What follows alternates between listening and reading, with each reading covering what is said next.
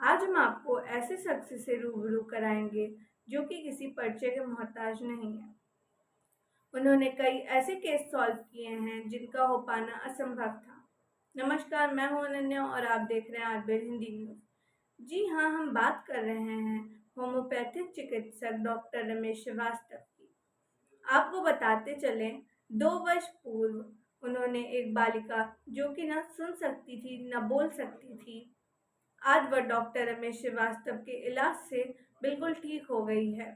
इसमें सबसे बड़ा योगदान उस बालिका की टीचर दीना गौतम का है, जिनके प्रयास से वह आज बोल और सुन सकती है। और मैं पिछले 10 सालों से डॉक्टर सर को जानती हूँ। और मेरे विद्यालय में एक छात्रा पढ़ती थी, काजल यादव। वो सुनती और बोलती नहीं थी। जब वो मेरे स्कूल में आई तो मुझे बहुत अफसोस होता था कि मतलब मेरी क्लास में कोई ऐसा भी बच्चा है जो बोल और सुन नहीं सकता है। फिर मैं सर के बारे में काफ़ी मैंने सुन रखा था। फिर मैं उसको लेके यहाँ पे आई, उनके पेरेंट्स से बात करी। हालांकि गांव का माहौल सबको पता है कि कैसा होता है, तो वो अपनी बच्ची को भेजने के लिए बिल्कुल भी रेडी नहीं हो रहे थे। फिर मैंने कैसे भी करके उनको मनाया। फिर वो मेरे साथ आने लगी और लगातार 1.5 साल से पौने 2 साल तक उन्होंने अपना ट्रीटमेंट यहाँ पे किया।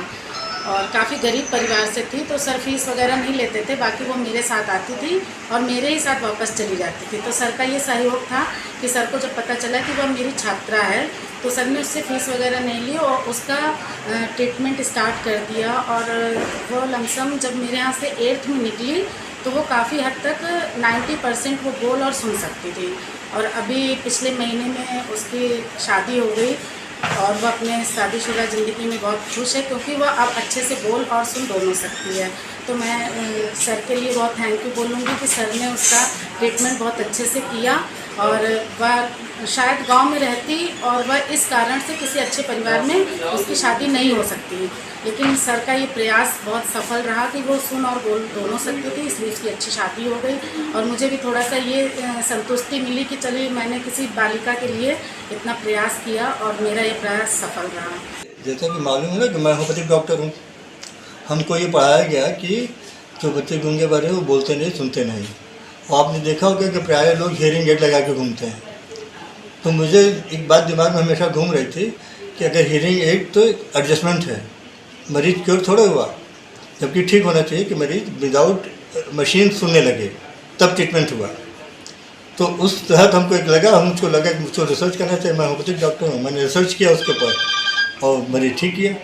और मरीज मतलब आपने देखा ही, मरीज तो 2 साल लगा। और हमसे ज़्यादा अच्छी तो बात यह है कि एक टीचर उसको लेके आई। वो टीचर लेके आए, उसने 2 साल लगातार इलाज किया। हम दोनों आदमी सहयोग से उस लड़के भला हो गया और लड़की बोलने लगी, सुनने लगी। डॉक्टर रमेश श्रीवास्तव को चिकित्सा के क्षेत्र में शुरू से ही समय समय पर पुरस्कारों से सम्मानित किया जाता रहा है। हाल ही में ही दुबई में 14 से 17 जुलाई तक होम्योपैथिक कॉन्फ्रेंस आयोजित की गई है। दुनिया भर से 100 से अधिक चिकित्सक इसमें भाग लेने पहुंच रहे हैं। इस कॉन्फ्रेंस में होम्योपैथिक के माध्यम से लाइलाज मर्ज ठीक करने वाले डॉक्टर रमेश श्रीवास्तव को सम्मानित किया जाएगा। मान लो देखिए, जैसे मैंने आपको बताया ना कि अभी लखनऊ में एक सेमिनार हुआ, वहाँ पे इंदिरा प्रतिष्ठान में। तो वहाँ सारे इंडिया के डॉक्टर बुलाए गए थे। हम भी थे उसमें एक डॉक्टर, हम भी स्पीकर थे। हमने भी अपनी स्पीच दिया। तो उसमें सीए ओवरी का केस था, जिसमें हमने लोगों को दिखाया कि सीए ओवरी का केस ठीक होता है।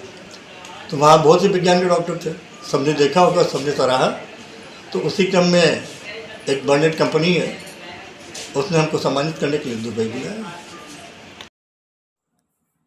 रायबरेली से आरबीएल हिंदी न्यूज के लिए आशुतोष श्रीवास्तव की रिपोर्ट।